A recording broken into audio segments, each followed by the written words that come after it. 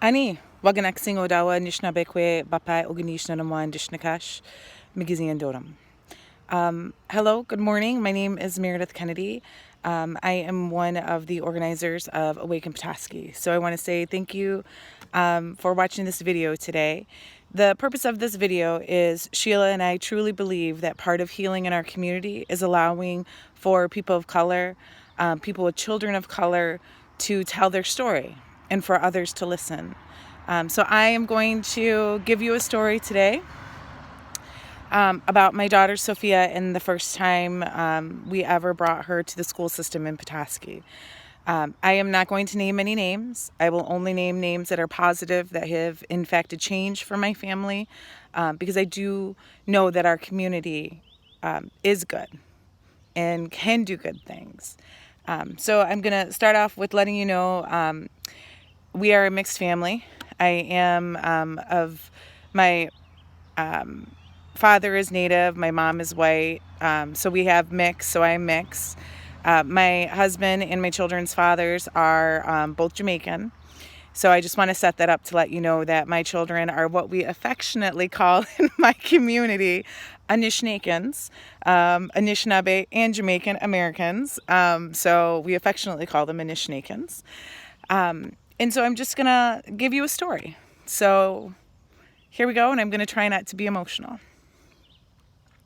So my daughter Sophia, we were entering the first grade here in Petoskey Schools, and you know how you go in to do orientation and you get to meet the teacher, see the classroom.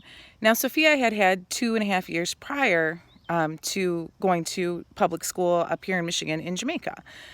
They really believe in early childhood education. I'm a strong proponent of that. And so we really wanted to make sure that our children got the best of all cultures. So we come into the classroom, Sophia's father and I, and we're looking around the classroom. The teacher comes up to us and, you know, we introduce ourselves, and I start to explain how Sophia might have some language barriers with some of the terms that we use that can hinder her learning just because she doesn't know language. And I immediately got interrupted and said to me by the teacher, "Oh, we know she's coming from a third world country. We have programs that can help her." I looked and I was like, actually, it's some simple words that you may use in your classroom that Sophia is not familiar with, like cleanup. Cleanup in Jamaica would be like how we do spring cleaning, and what you do in a classroom is you catch things up. So those might be a little bit of the language that she doesn't understand. Or if you're going to be doing simple reading words, we know it as a tin and not as a can. So if she's filling in things with the N at the end and there's 2 blanks, I'm just letting you know that there's some things that she might not be familiar with because we don't call them the same thing.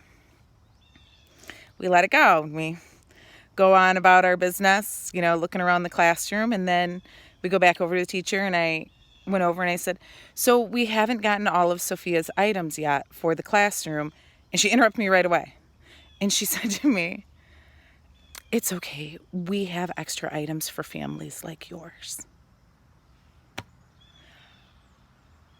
At this point, I didn't even know what to say.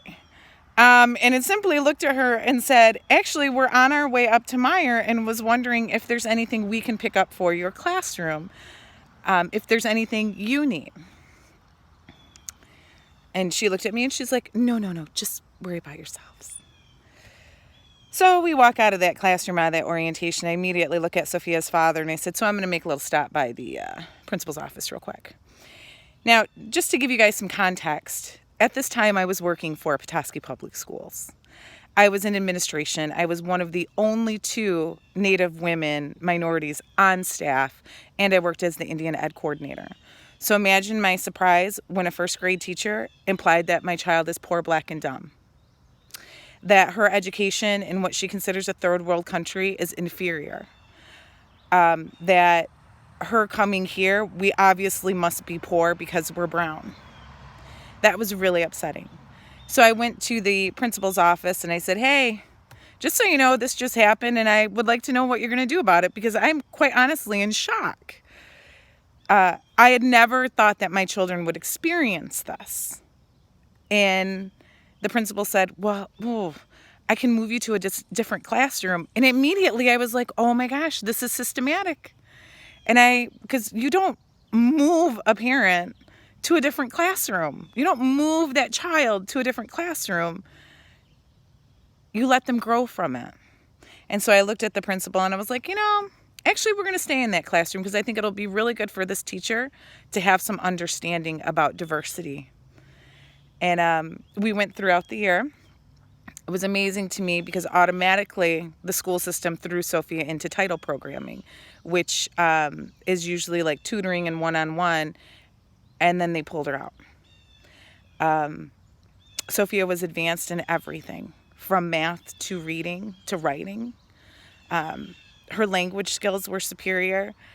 In fact, my daughter ended up in PALS, which is advanced placement in Petoskey Public Schools, and then also took her ACT and SAT at age 11. The first experience I had with my children in a public school system in America, in northern Michigan, was really upsetting. And I looked at my children and I thought, wow, this is how it's going to be.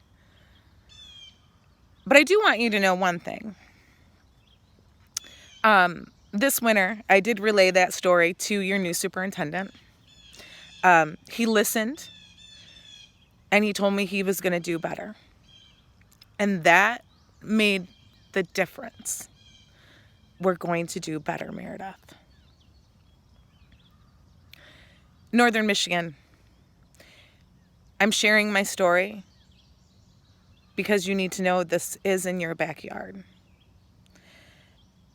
That children of color and people of color every day experience microaggressions or just flat out stereotyping.